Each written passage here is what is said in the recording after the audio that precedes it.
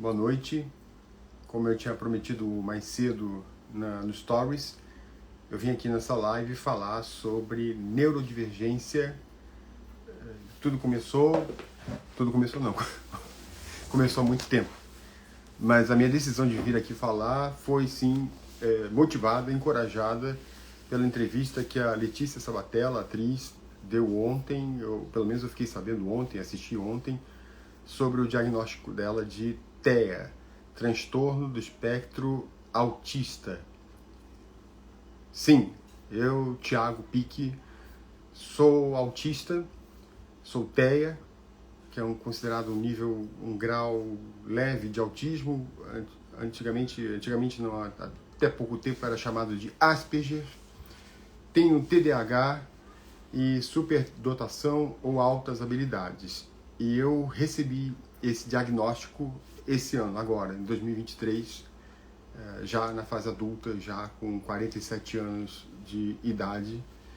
Então, por isso, eu sou muito solidário e minha admiração pela Letícia Sabatella só aumentou pela coragem que ela teve de se expor e de fazer gente como eu se sentir menos estranha em vir aqui na própria rede social para falar para o maior número de pessoas do meu alcance que porque eu tenho esse diagnóstico e isso me tira um peso enorme das costas poder falar abertamente sobre isso e poder fazer com que as pessoas me conheçam do jeito que eu sou, sem eu ter que simular alguma ou aparentar alguma normalidade ou algum jeito normal de ser. Sim, eu sou neurodivergente. Já imagino gente maldosa ouvindo isso, porque é o que mais sobeja no mundo. É como se fosse assim, a bondade é uma coisa que é difícil, né, delicada de você disseminar e tal, né? E já a maldade, ela se alastra na internet como fogo, assim, como palha, né? Então já imagino gente falando assim, agora todo mundo, né, tá sumido na mídia e vem aqui para falar porque quer voltar. Não, eu não quero voltar nada, eu nunca saí de lugar nenhum, nem quero voltar. Aliás, eu sempre fui para onde eu quis na minha vida com esse diagnóstico e isso é mais uma prova de que ser neurodivergente não é impeditivo para nada na minha vida, nem na vida de vocês ou de quem vocês conhecem. É apenas uma forma diferente, mas não pior ou melhor de ser. Eu achei que é muita ingenuidade minha, eu vi aqui na live e achar que todo mundo que está nesse grupo de amigos, né? Eu não tenho tantos amigos assim, eu gostaria muito de ter mais amigos assim, muito. E eu sei que nem todo mundo que está aqui me conhece, então eu achei por bem me apresentar. E aí eu pensei em várias formas de me apresentar, né? Vamos começar pelo nome. Meu nome é Thiago Pique. Bom, um nome também não diz nada sobre a gente, né? Um nome diz tão pouco sobre nós, né? Eu poderia me chamar Pedro ou Antônio, e isso, para quem não me conhece, ia dizer muito pouco sobre mim. Então eu achei melhor ler um trecho do meu livro, do meu último livro. Tá com um papelzinho aqui. Pescoço. Por quê? Por que, Thiago? Por que você achou melhor ler um livro seu de ficção para falar sobre você? Porque eu acho que eu me expresso muito melhor através da escrita do que de qualquer outra forma. Esse é um conto e é um conto que fala... são os pensamentos de uma personagem que está na praia. Vou ler rapidamente. É ela pensando, e o nome dela é Ela, com 2 L's. Ela está na praia. Eu entro no grupo das mães que só falam de maternidade? No grupo das crianças? Dos empresários de bem? Em qual grupo teria que fazer menos esforço para fingir interesse, entusiasmo e atenção? Como me juntar a um grupo de pessoas sem sentir que cometo uma intromissão, uma invasão? Se eu me juntar ao grupo de crianças, devo assumir outra persona, mais desimpedida, sensual e irresponsável? mais descolada ou não? Finjo ser também uma criança, falo como criança, ou é melhor manter a minha autoridade distante de professora? Pois afinal é essa a minha profissão. Profissão também, né? Mais uma palavra, mais um substantivo, né? Eu já vou entrar direto no assunto que tem a ver, que linka, que tem a ver com a Letícia Sabatella e sobre o diagnóstico dela. Mas eu acho interessante falar aqui sobre isso, né? Sobre as coisas como elas são. E no budismo tá em sânscrito, né? O que eu vou dizer agora, né? Nyose so, nyose sho, nyose ta, nyose ri, nyose sa, nyose in, nyose in, nyose ka, nyose ho, nyose hon, maku kyoto. Nyose so, nyose sho, nyose ta, nyose ri, nyose sa, nyose in, nyose in, nyose ko, nyose hon, maku kyoto. Eu decorei essa parte porque eu achei muito interessante. Ela fala basicamente que vamos pegar um exemplo, né? Vamos pegar aqui, uma suposição. Esse trecho foi retirado do Sutra de Lótus, né? Budismo, de Nichiren Daishonin. Houve uma época em que eu fui budista. Vamos pegar uma cadeira, por exemplo, né? O que é uma coisa? E que relação as palavras têm para definir essa coisa? Então, você vê uma cadeira ou você vê uma pessoa, né? Aquela pessoa, o que ela é? Ela é um nome, ela é o nome que a gente dá a ela é aquilo que a gente acha que ela seja, ela é aquilo que ela acha que ela é aquilo que ela gostaria de ser, ela é a profissão que ela exerce, ela é um documento, ou seja, os nomes são como, de fato, são como rótulos, e não são a coisa em si, e é muito difícil você definir o que é a coisa em si. Dito tudo isso, disse tudo isso, para voltar ao diagnóstico. Eu, no começo desse ano, talvez seja um choque para muita gente mais próxima, porque eu não falei e resolvi falar de uma vez para todo mundo. Eu, no início desse ano, 2023, eu fui diagnosticado com TEA, ou seja, transtorno do espectro autista, um grau leve de autismo, TDAH e superdotação ou altas habilidades, como queiram. No caso, a Letícia Sabatella, ela falou sobre o diagnóstico dela de TEA. Bom, vou falar um pouco, do muito pouco que eu sei sobre o que é ser neurodivergente, ou as definições. Eu já começo de cara dizendo que eu não sou especialista no assunto, não sou estudioso do assunto, eu apenas recebi um diagnóstico no começo do ano e de lá para cá venho tentando me entender com isso. Letícia, se eu pudesse falar para você diretamente, eu queria dizer que esse diagnóstico, ele é só, pelo que eu estou entendendo, um começo do caminho, sabe? Não é um fim de nada, né? A partir disso, de um diagnóstico, a vantagem, pelo que eu vi, pelo que eu percebi, pelo que eu estou percebendo, com análise, com tratamento mais especializado para isso, você poder fazer justamente o que eu acabei de falar. Você buscar um tratamento mais direcionado, mais especializado. A minha experiência pessoal é que desde muito cedo eu tive sucessivos casos de depressão. Depressão mesmo, uma patologia, depressão. Desde os 17 ou antes já chamava meus pais na escola, e eu acredito que antes disso eu já tive períodos, né, de depressão que foram se agravando e ficando cada vez mais sérios ao longo dos anos. Mais sérios por quê? Mais intensos e mais duradouros. Como sou uma pessoa privilegiada e afortunada, eu pude recorrer a diversos tratamentos, mas sempre tratei depressão como uma causa a depressão, né? Então, psiquiatra, fiz 17 anos de análise com terapeutas diferentes, das mais diversos tipos de terapias. Um dia ainda pretendo falar sobre isso, ou até escrever sobre a peregrinação de um deprimido ao longo da vida, né? E que não consegue resolver a depressão e ela volta.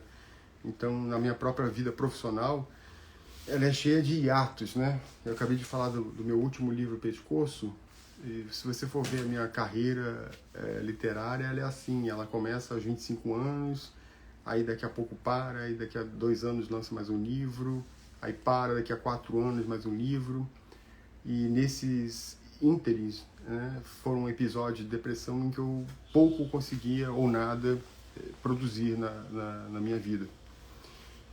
Até que, felizmente, afortunadamente, esse ano, com o apoio de profissionais, eu fui encaminhado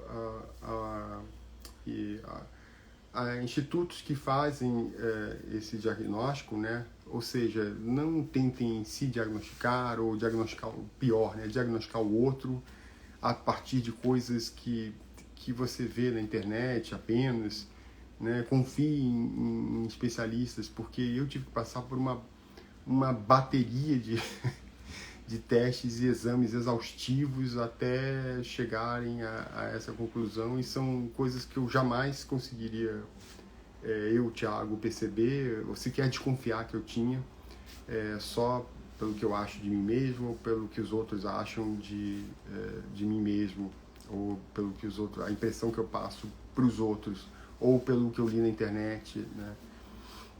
Então, por exemplo, sobre TDAH, o que eu percebo é que existe um risco de uma banalização, como tudo, né? A internet, aliás, é isso, tem um lado maravilhoso, mas também tem um outro lado que é a disseminação de mentiras até, né? Ou de meias verdades, e num caso muito sério como esse, que é o TDAH, acaba levando com que pessoas digam coisas, barbaridades do tipo: eu esqueço a chave de casa às vezes quando eu vou sair, então tem TDAH, ou você tem TDAH, você não sabe onde você botou seus óculos, então tá aqui na sua cabeça, né? E pode ser que a pessoa tenha, né?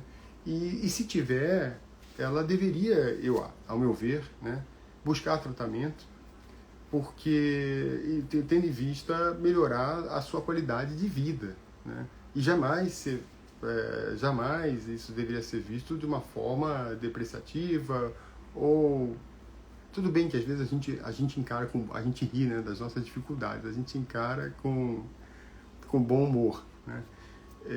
E tudo bem, tá tudo certo, né, fazer piada com isso e tal, mas é porque eu vejo, por exemplo, na minha vida, né? Eu recebi o diagnóstico dito tardio, ou seja, só aos 47 que eu fui ser diagnosticado com TDAH. Então eu penso como seria minha vida se na infância eu tivesse sido tratado com isso, com medicamentos ou não. Tem formas de se tratar isso, né? Nem todas medicamentosas. E de qualquer forma, o tratamento é sempre com especialistas no assunto.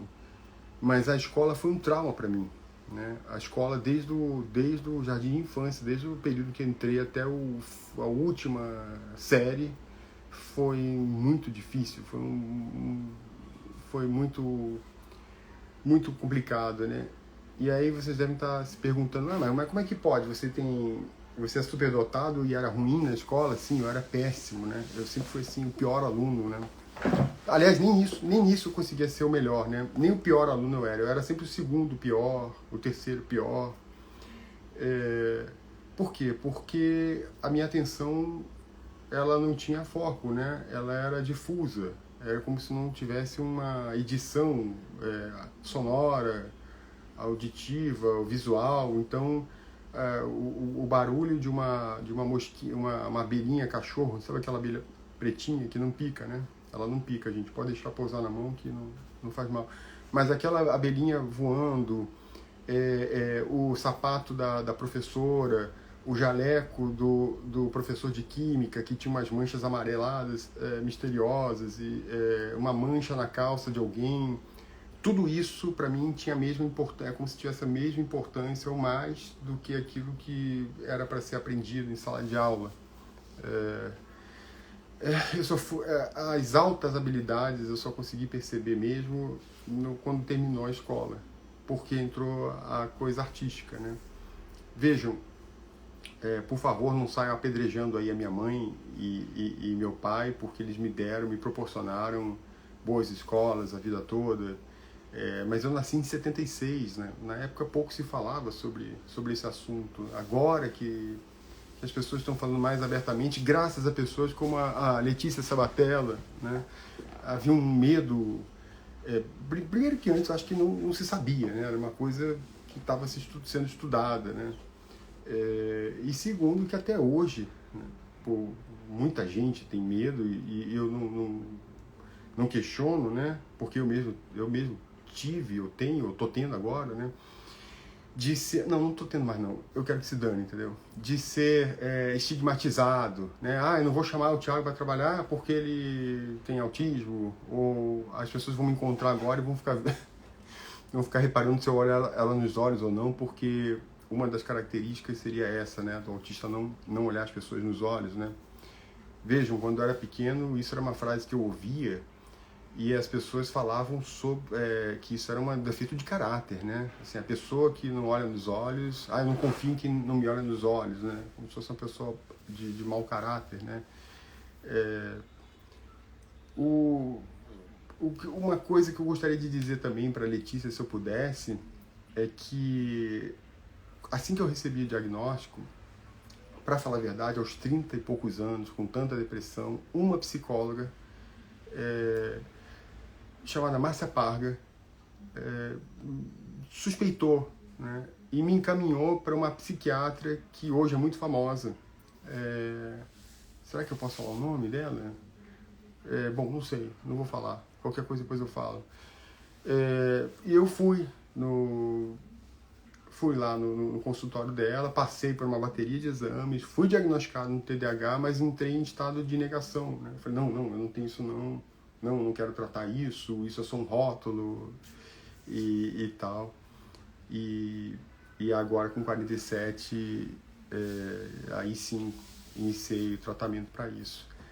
Então o que eu queria dizer, voltando a Letícia Sabatella, é que para mim, pelo menos, a importância desse diagnóstico, muito mais do que achar que um diagnóstico vai definir meu ser, né, e dar conta, principalmente, de todas as minhas subjetividades, idiosincrasias, singularidades, não é isso. O mais importante para mim é justamente formas mais adequadas de se tratar, porque o que eu estou descobrindo agora é que a depressão que eu tive, os episódios de depressão constantes na minha vida, são como se fosse uma comorbidade desses diagnósticos não tratados, né? E que só iriam piorar com o tempo.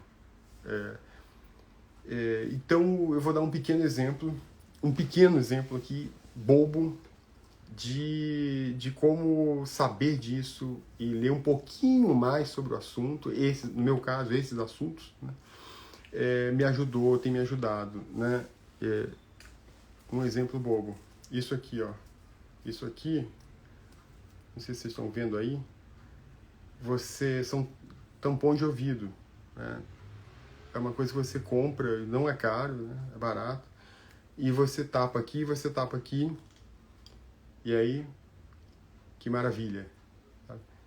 Ele não vai te deixar surdo, mas pelo menos assim, 50%, 60%, às vezes 50%, né, do barulho, dos ruídos, ele consegue abafar. Uma pessoa que tem TDAH, embora ela tenha essa agilidade na atividade cerebral, ela tem como se fosse uma bateria, e isso é a minha percepção da coisa, meu entendimento, né? Uma bateria mais fraca, né? Ou uma bateria que é mais acessada o tempo todo. Então o que acontece? Você pensa em muitas coisas, mas a sua energia vai se esvaindo, vai caindo pelo ralo, né? Então, só para dar um exemplo, daqui da minha casa até a livraria, onde eu vou frequentemente ler e tomar café, outra característica do TEA é isso, né? Gostar de frequentar os mesmos lugares. no meu caso até na rua, né? Buscar sempre os mesmos caminhos, ou sentar sempre nos mesmos lugares. Enfim, eu tenho esse hábito de ir na livraria, e isso me deixa, quando eu estou lá, eu me sinto em paz, eu me sinto mais seguro. Ir para lugares novos requer mais de mim, mais da minha energia, disposição, então preciso me preparar e tal. Mas da minha casa até a livraria são 4 quarteirões e meio, né? E daqui até lá eu vou ouvindo, desde a descida do elevador, né, o barulho da maquinária do elevador, até as discussões dos vizinhos todos em casa, até passar pela portaria, até ter que sorrir para o porteiro e para as pessoas e falar bom dia. Até um carro anunciando que está comprando lata velha, coisa velha, geralmente é uma Kombi, né? Buzinas com decibéis altíssimos, sirenes, gente na rua correndo, carros passando, tudo isso vai gastando energia.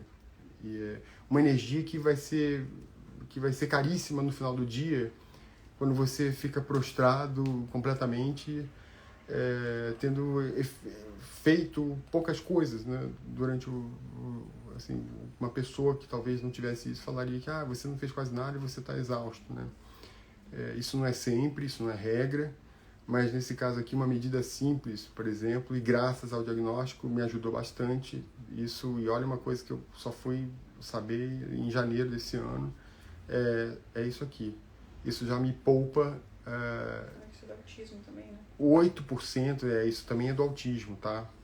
8% da minha energia é poupada por conta disso aqui, de uma atitude simples, simples como essa. Simples como essa.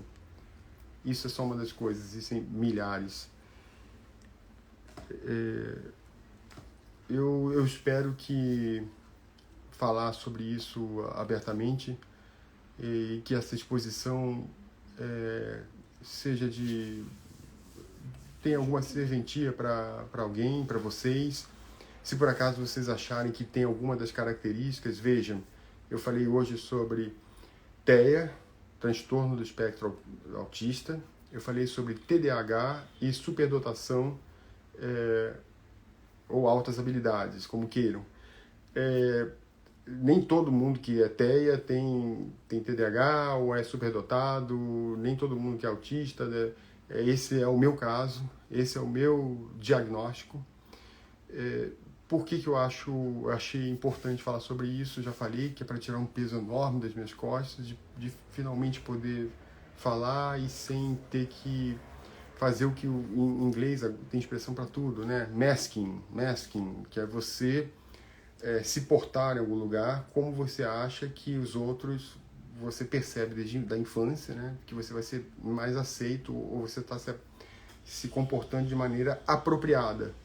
Então você faz um esforço maior em dobro, porque você, além de ter que lidar com a realidade e consigo mesmo e com as suas sensações e emoções, você ainda tem que, como se tivesse que atuar para ser aceito, ou para não ser estranhado, não se sentir estranho e mais desencaixado ainda nesse vasto mundo.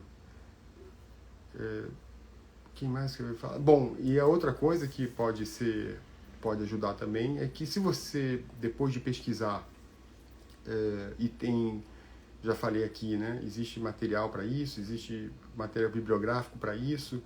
Se por acaso você supor que alguma pessoa que você ame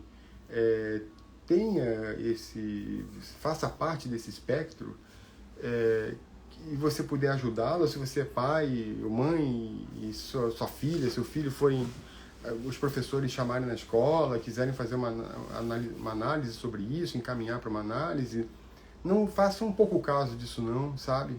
Porque, pelo contrário, vocês não sabem como vocês podem estar ajudando na qualidade de vida dessas pessoas e no futuro dessas pessoas, né? Eu mesmo, mais uma coisa que eu gostaria de falar para a Letícia Sabatella, um dia ainda vou falar, mas muita gente, ela deve estar muito bem assessorada, assim como eu, felizmente, é que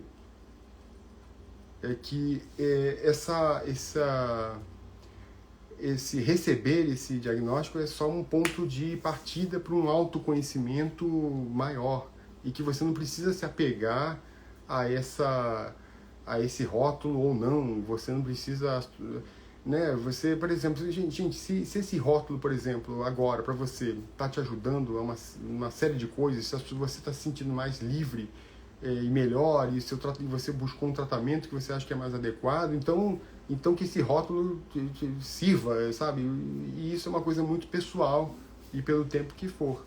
Deixa eu ver se tem mais alguma coisa que eu notei e que eu gostaria de falar, porque esse assunto é de fato muito importante para mim.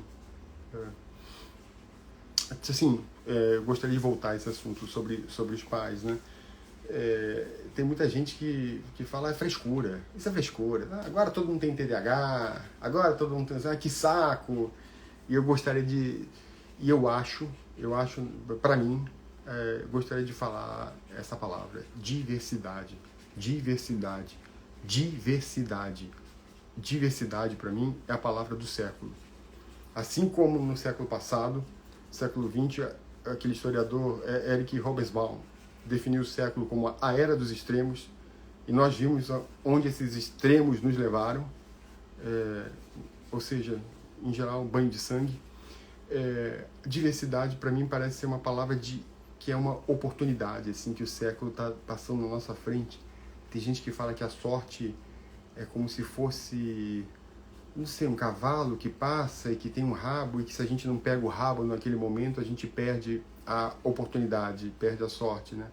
Então a diversidade para mim é como se fosse uma palavra que está passando para nós enquanto humanidade, para a gente evoluir e que a gente não deve deixar passar.